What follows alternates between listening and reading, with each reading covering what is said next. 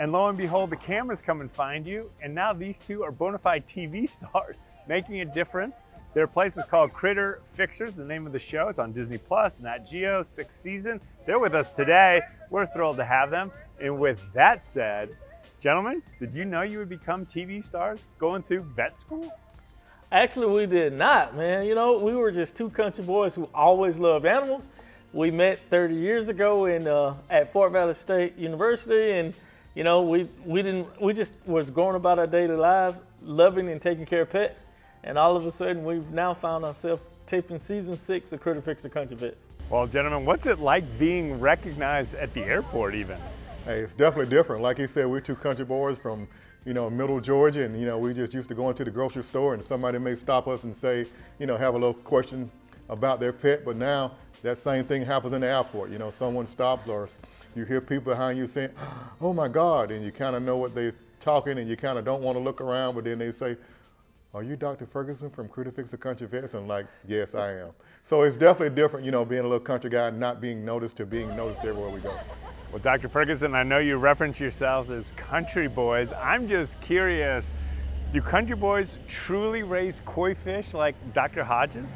Oh, he definitely does. You know, he's a #1 koi fisher farmer in the world. No, I just made that up, but yeah, he definitely does though. He's always done that, and he does definitely have a passion for fish, you know, and he does a lot of fish aquatic medicine in the clinic. When they come in and there's a fish involved, I just point that way and say, you need to see Dr. Hodges. But he does a tremendous job.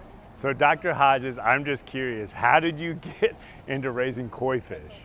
I've always loved fish. My father was Japanese, so he raised koi as a little boy, and he kind of passed that on to me. Yeah, I mean, some of these fish can get really, really expensive. I was reading where Shaq got a koi that was given to him. That fish was over $20,000. So those fish can get up there. And now it makes me want to become a koi farmer. But that's right. Let's dive into your concern as leading vets. What are you most concerned right now with when it comes to our pet health? Yeah, man, pet obesity is a growing epidemic. And, you know, a big problem, especially with pet parents, is they really aren't aware what obesity really is, you know? So one thing we're super excited about is teaming up with Hill's Pet Nutrition for their annual End Pet Obesity campaign.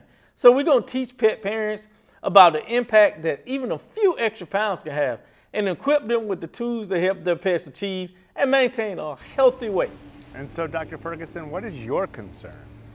You know, obesity is definitely one of the top health concerns that we see in our pets, and we also see in the veterinary hospital. You know, Dr. Hodges and I get animals in every day. You know, some of them not feeling very well, and we have to do different testing, diagnostics, and some diseases that we come up that we know that are linked to being overweight or being a little bit being obese, like diabetes. You know, a lot of people don't understand that animals can get diabetes, but they definitely can, which is why it's so important to be proactive in weight management.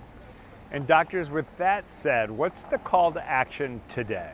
Yeah, you know, we want to make sure that one is parents understand when their babies are a little bit overweight or obese.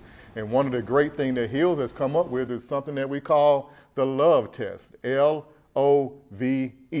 And the L is we want to locate the pet's ribs. Just kind of visualize, and hopefully that you can't see them, but you want to be able to feel them without having to press down too hard on those ribs. The O is we want to observe our babies from the top. You know, do they have a little waist? Do they a little bit pudgy? And the V, we want to view from the side. And we're kind of looking for those same things. What's the shape of our baby? Do we have a little bit hanging down, or we do have a nice little, you know, tuckered up area right there with a nice little waist? And the E, we want to evaluate, you know, what their diet is. How often are they eating? What are they eating? We want to take this information, we input in the tool that Hills has given us, this LOVE test, consult with your veterinarian, and come up with a diet that's going to help this baby lose weight, maintain that weight loss, and live a long, happy life. Well, I certainly love that goal. Thank you for your concerns for our pet health and what you've shared with us today. And as we wrap, what are your top tips? You know, the first thing is you want to make sure these babies are active. That's the first thing. But if you feel like your baby may be a little bit overweight, consult your veterinarian and get with the veterinarian and try to determine what diet is best for your baby. You know, some of these babies that are overweight, Dr. Hodges and I definitely recommend Hill's Science Diet, Perfect Weight Nutrition, because we know that being on this diet, 70% of all pets will lose weight within the first 10 weeks when they're fed this nutrition. And for those that are obese, we're likely to recommend Hill's prescription diet. But check with your veterinarian to be sure what diet to be on that's especially for you so that baby can lose this weight.